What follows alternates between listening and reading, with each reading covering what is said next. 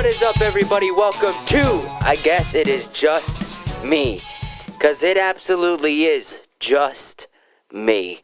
Guys, before we get into any of the news or the awesome topics that I have for today, it's going to be a long video, I feel like, folks. But first, I got to address something that really sucks. I tested positive for COVID probably 2 days ago, three days ago. Yeah, it's not fun. Not fun at all. I actually feel a lot better. That's why I'm making a video. Like, before I was just sleeping. But I feel a hell of a lot better today than I did 3 days ago, which is good. Which is really good. Also, because I've been so bored these past 3 days, I finished my boxing ring. So it looks really nice. I mean, as finished as it's going to be probably until, like, April. Because by April, I want it to be really done. I want to have mats under the floor, so when we do pro wrestling stuff, because I'm going to do pro wrestling stuff as well, when we take those bumps, it's not going to hurt. Also, I want to get stuff, because the ring posts are pretty stable now, like I could hit them and they wouldn't fall over, but it's the rope themselves. Like, I don't trust in myself going to the middle rope and jumping off of it to jump on somebody. So, yeah, I'm going to work on that. And it's only a 2-rope ring. Like, it's not 3 like the traditional. So, it's just 2 ropes. Very simple. It looks really nice, though, because I put down a canvas. I put down a nice canvas, and I got the chairs out of the way. That's what was holding up the posts were chairs. But I put them on the other side of the ring posts, so we have no obstruction walking through the rope. So, you can make a full circle, and you won't bump into anything. So, we killing it up in here. But yeah, guys, I've been, you know what? I'm going to say it. I understand why people like sports. When I was little, I did not like sports. I didn't understand it. I didn't get it. I was like, what makes you find this so interesting? They literally run up and back, up and back, up and back, and the points change. What's happening? But this journey with the Union has made me understand and appreciate why sports are so important. The theater in sports is so beautiful. Now, when I mean theater, I'm not talking about a set script and set places to go. I'm talking about the entertainment that you watch when you watch sports. I cannot tell you how hyped I was for this last game that the Union had. We did lose, but it was such a good game, and we really did try our best. What can you do? And then, later in the day, the Phillies lose. So now all we have, I mean, at least for me, I don't know, I'm not a big Flyers fan, nor am I a Wings, is that what they're called? Lacrosse? Whatever. But I am a very big Eagles fan, so we have to go to the Super Bowl, and we have to win the Super Bowl, because I don't think I can handle another Philly expectation of getting it all and then losing at the last second, you know?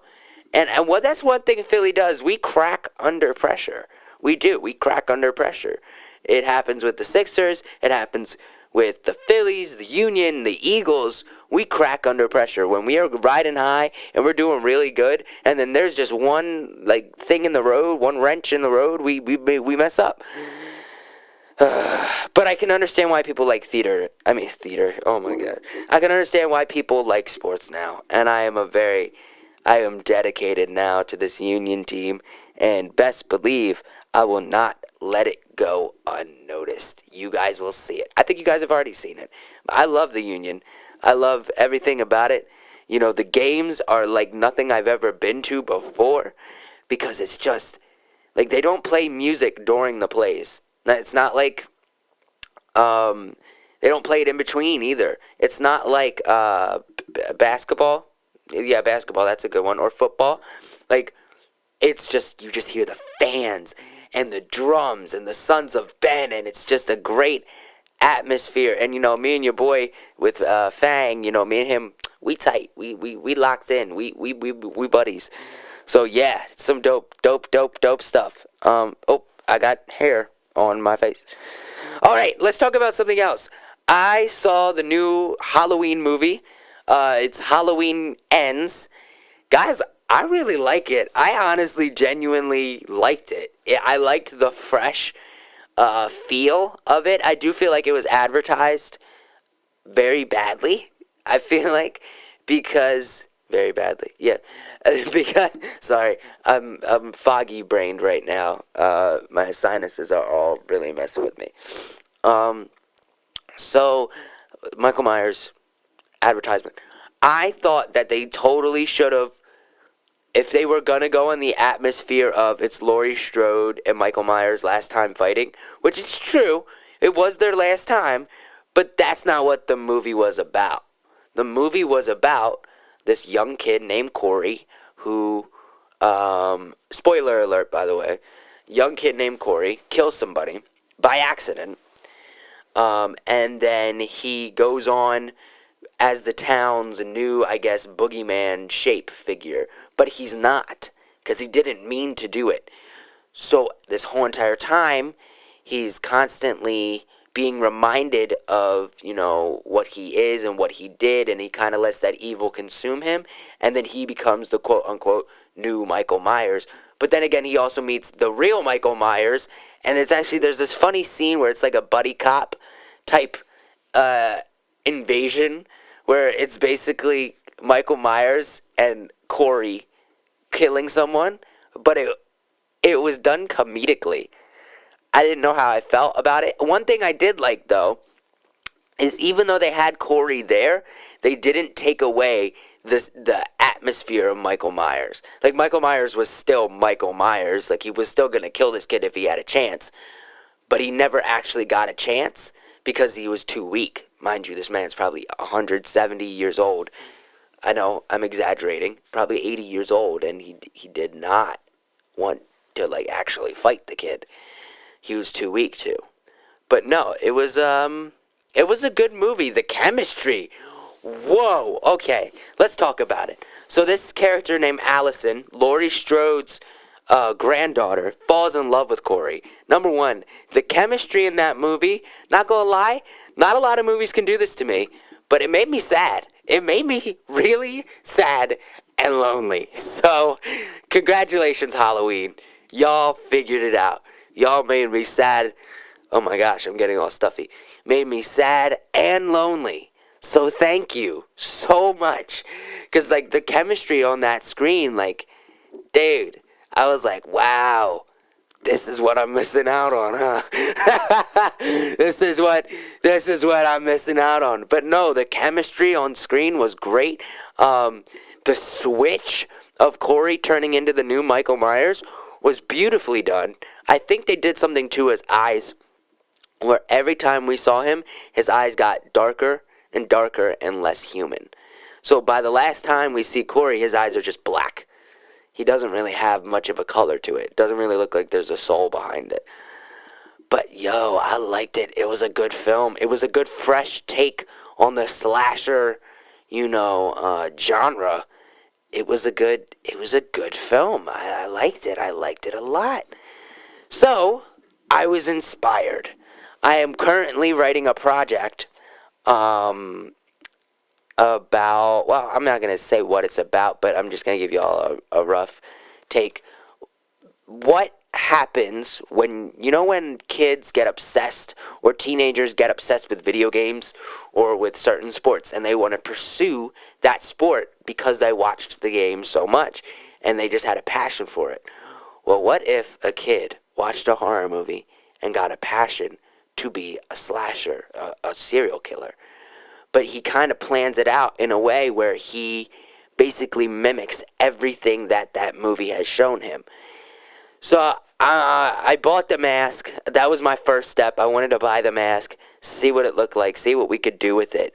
And then I wrote some of the script this morning, and it looks good. It's looking good. I just need to find a cast and the time to do it, because that's the other thing. With COVID, you don't really have much time to do stuff with other people. So, yeah, that's one thing I'm just trying to figure out is if when I do it with other people and how I'm gonna do it and who I'm gonna cast and how I'm gonna find the people. But that's besides the point. Having lots of fun here. Having lots of fun. Woo, man, COVID is not cool, dog. Not cool at all. I wouldn't advise it. I would obviously, like, if you feel like you have, that's also another thing. If you're watching this and you actually know me in person and you've seen me this past week, like face to face, and we've talked, and you feel symptoms, test yourself, please. I ask you to, because I don't want me to be the cause of somebody else getting sick. So yeah. Oh, your boy, Logan Paul. Oh my gosh. He is one of the greatest celebrity professional wrestlers I have ever seen in my life. Now everybody's gonna be like, oh, well, Liam, it's fake. And athleticism isn't fake. You can't fake putting your body, jumping off of stuff, landing onto tables. You can't fake that. Gravity is still a thing, people. Let's not remind that. Another thing is, if you are clashing into another body, it's not going to feel that good. It doesn't matter how soft the ground is or how cushioned you make yourself. We have hard body parts, and they are going to hit stuff uncontrollably, and it's going to hurt. So keep your stupid comments about pro wrestling to yourself, please. Sorry, I got a little heated. But no, Logan Paul, man, he's built for this business, you know. He did amazing in that match. The storytelling behind it, there was a moment where I literally thought, is WWE actually going to let him win? Like, is this where we're going with that? But of course not. But it was great. It was a great match. Jake Paul got pulled into it. George Janko, Mike Malak, the Impulsive Crew, they fought the Bloodline. Like, it was a good match. I really liked it. So if you guys would, I advise you to watch highlights on YouTube and check it out, because it was a good match, and Logan Paul did get injured towards MCL and ACL.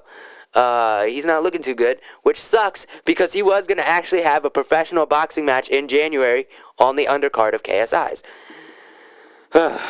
Man. No, another thing I want to talk about is when I made this ring in my basement, right? I'm going to do events on it. I don't know what, though. I don't know if it's going to be me or it's going to be other people.